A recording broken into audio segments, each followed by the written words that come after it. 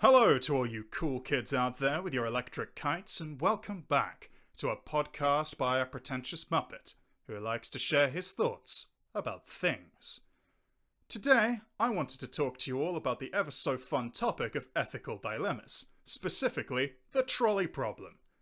The trolley problem you may have seen lurking around in all those memes you're so fond of these days, and dear God, don't I sound like a jaded old man when I say that.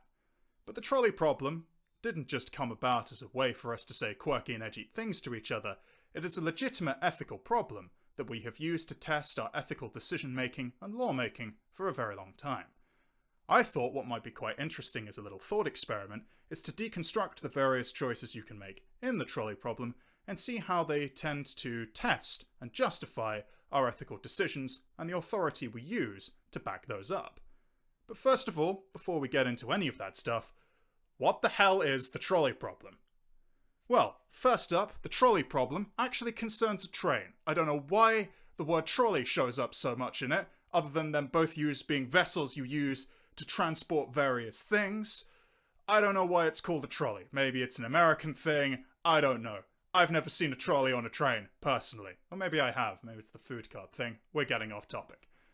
The important thing is, in the trolley problem, you are in charge of deciding the course that a train will take. On the track that the train is currently going along, there are 5 people tied to the lines, with no hope of escape. If the train continues along its current course, it will kill 5 people. However, you as the heroic junction operator can press a switch, and the train will shift to another part of the tracks. However, on this part of the tracks, someone is walking along. Someone who had no idea about the train and thought they were perfectly safe. The train will now kill them, but the 5 lives will be saved. What, in this situation, is the correct moral thing to do? There are various different choices one can make when faced with that situation, but I thought what would be an interesting place to start is the decision where you make no choice at all. You allow the train to continue on its set course. 5 people die. Is that the right thing to do? Well, the natural counter to that is, no, of course it's not the right thing to do. 5 people have died when you had the opportunity to save them and only kill 1 person. It's a numbers game, isn't it? Well, for a lot of people it's a little bit more complicated than that, and it becomes more complicated when you consider that ultimately it comes down to making a choice. You have not set this situation up. You did not tie these 5 people down to the line, unless you are a horrendous evil person whose backstory needs further elaboration, and you did not ask this one person to be walking along the lines when they did. You are not a participant in this situation unless you choose to be, and the only choice you can make is to voluntarily murder 1 person. You know they will die, you know your decision will lead to their death. The only thing you can do is justify why you have killed that 1 person. So, maybe the safer thing to do is to not choose at all. Just let the train take its natural course. This seems to be a much more compelling argument than it may seem if you only look at the numbers. After all, refusing to make a choice is not the same thing as making a choice, is it? Well, I tend to think so, but the court of law and various others may decide otherwise. I may think so, but others may not. And ultimately, you can't condemn someone for refusing to make a choice, especially one that they never elected to make. Do they have a duty to make that choice? Probably not, but you could argue that they have a responsibility to make it. Ultimately, though, the only people who can decide whether or not they have a responsibility to make that choice is us. It depends where you draw your ethical authority from. After all, this person may subscribe to a belief that they should not interfere with the natural order of things. Is it not the height of hubris to interfere with the plan, as it were, or the predestined course of events? Now, we are all free agents, with free will, or so we believe, and while we believe it, it might as well be true. So, surely, if that is the situation which we are faced with, where we have free will and we can make the choice, we should make the choice. After all, we can't know what the course of destiny or the divine plan is, regardless of faith, belief, or religion. The only thing we can do is make the choices based on what we have been taught and what we have learned. So, perhaps it is just as predestined that we would be in this box at this time, and we would press this switch to save someone. The point I'm trying to make here is that I have never personally been convinced by the idea that destiny or the divine plan should not be interfered with, because nobody in that situation has any knowledge of what that plan is. So ultimately, it comes down to what you decide to do. Which leads us on to the other question. Is it moral to decide to kill the one person? I would argue that it is not right, but it may be the best thing you can do in the limited situation that you have. After all, it is ultimately, sadly, tragically, a numbers game. These situations are designed to test human responses to legitimate crises. This may be a contrived scenario in a closed system with only so many choices, but it is designed to emulate no-win scenarios like it.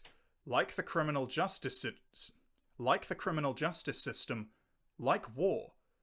Oftentimes, as human beings, we are put in no-win scenarios, and the best way we have come up with, to some people, to get out of those situations is to choose to seek the best course for the greatest number of people, the classic utilitarian viewpoint.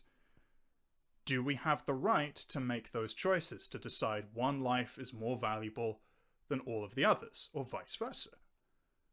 Well, ultimately it depends what you believe. We like to believe that there is some kind of correct morality out there that we can seek, that we can discover. If I may be so bold, I believe that's the premise behind a lot of the desire for organized religion when it comes to ethical decision-making, and I'm not arguing for a moment that that is incorrect. However, when you create a figure, like for example, God, or Plato's form world, or any of these hard, fixed ethical systems, like even the rule of law, we don't even have to make it religious if we do not want to, but if you have sufficient enough belief that these are the foundations for ethics, or the basis from which all other forms of ethical decision-making derive, having that level of authority is an incredible asset to anyone's ethical decision. If there is a correct answer, all you have to do is emulate the path to that correct answer. All you have to do is live in accordance with the rules, the teachings, the scriptures of whatever that ethical authority is. If, for example, that ethical authority is divine, as long as you live in accordance with the will of the divine, you are a good person because you are emulating what is factually, ethically correct in that situation. The natural counter-argument to that, though, is that there may not be a factually correct answer. There may not be a definitive good choice. This isn't a video game where there's a paragon or a renegade option. Some things are good for a lot of people. Some things are bad for a lot of people. Even the so-called good choice may have far-reaching consequences. The one of the lives that you save by killing the one may well turn out to be the next Hitler or whatever. However, if you decide to kill the 5 and spare the 1, this person may go on to cure cancer or do any number of wonderful things. Nobody can know. What it comes down to is that all of our ethical decisions are based on belief. Ultimately, we are the only ones who have moral agency in that situation. It comes down to what we think is the right thing to do, and the only way in which we get any true authority is through argument and debate and winning over the greatest number of people who should decide and judge what our actions were and whether or not they were right. That's my take, at least. But thinking about it all through history, what is right or wrong has come down to what the society you live in has allowed you to get away with, or what they have decided is right. It comes down to discourse, argument, what works in reality, what they are able to enforce. These things may not be right, but these are nevertheless the consequences for getting it wrong. Ultimately, nobody knows what is right, because it is an inherently subjective judgment.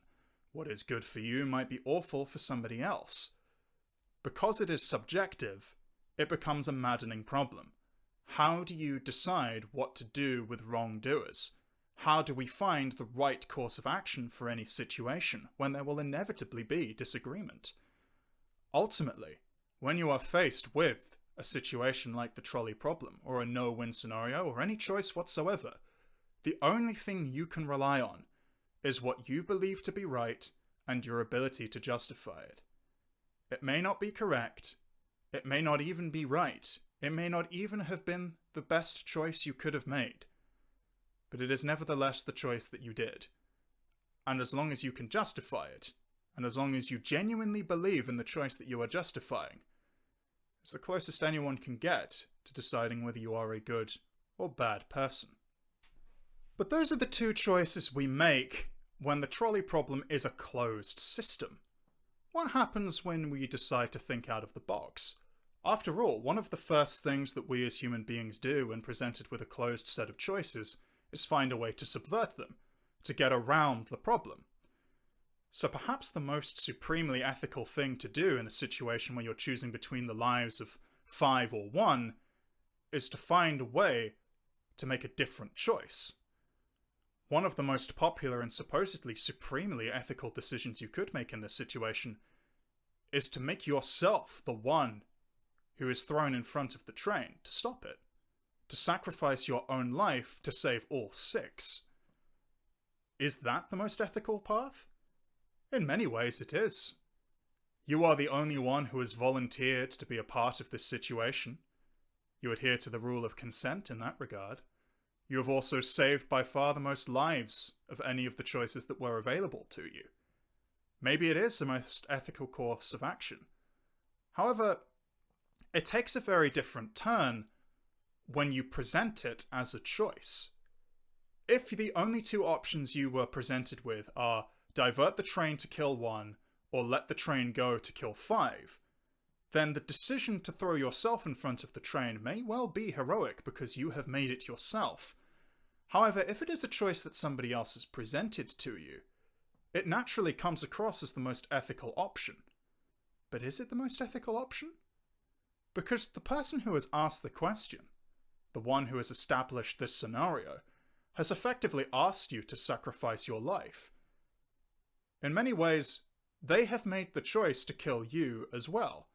It may well be the most ethical course of action in this situation, but now your life is one of the ones on the table. So, if we divert the trolley to kill the 1 person, we still save just as many lives as if you sacrifice your own life. The only thing that really changes by introducing this option is someone being able to make the choice to give up their life.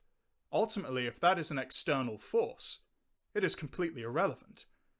It even arguably becomes more monstrous.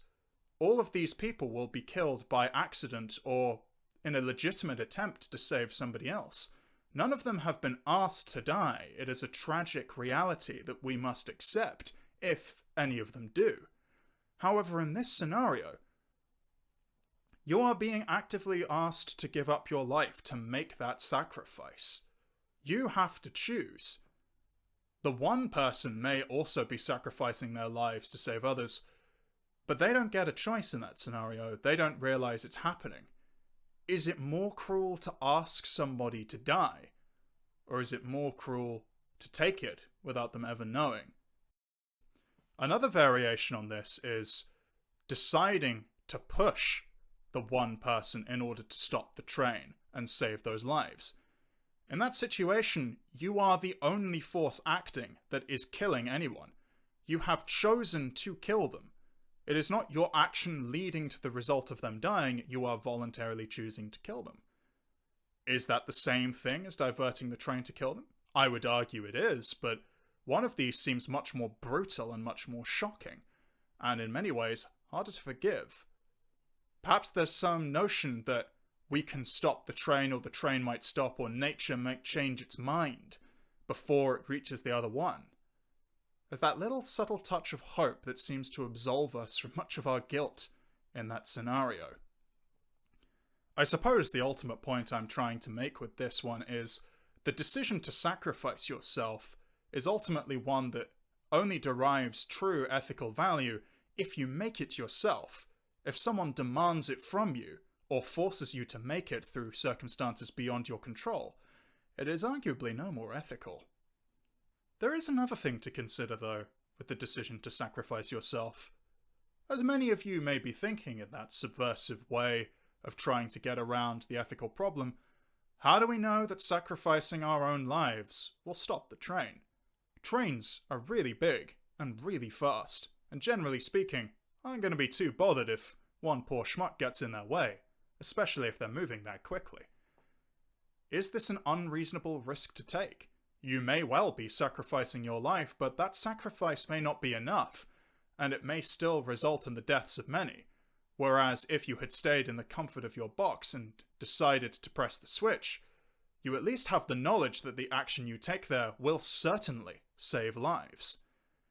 It's one of those cruel little ironies of life where being removed from the situation in many ways actually makes you more able to help people. Or to put it another way, you are not necessarily more moral by choosing to sacrifice yourself. You're still taking a risk. Just because you are now taking the risk yourself doesn't mean that it was the right thing to do. It's the difficult choice between the morally right thing and the factually correct thing. The morally right thing to do might well be to sacrifice yourself. That seems to be the most morally just because it has the greatest chance of saving the most people. But it might not save anybody. In which case, you should probably go for the less risky option that will definitely save lives. This is one of the subtle demands of an ethical decision that I think few people tend to discuss. You can be as morally right as you like, but you must also be wise. And oftentimes that is the harder decision to make the correct choice rather than the right one. There is of course a final option here, one that a lot of people tend to enjoy making. You jam the points. You reject the no-win scenario and you try to save everyone, yourself, the one, and the five. You reject the premise of the question. You might save nobody, you can't know this for sure, and yet we are going to make a spirited attempt to save everyone. Is this perhaps the most moral choice of all? The one where just this once everybody lives, regardless of the risk? Even if everybody dies in that scenario, or the most people die in that scenario, if only one dies in that scenario, is it easier to justify when people know you acted in a way to try and save as many people as possible? And yet, how do we know that jamming the points will work at all?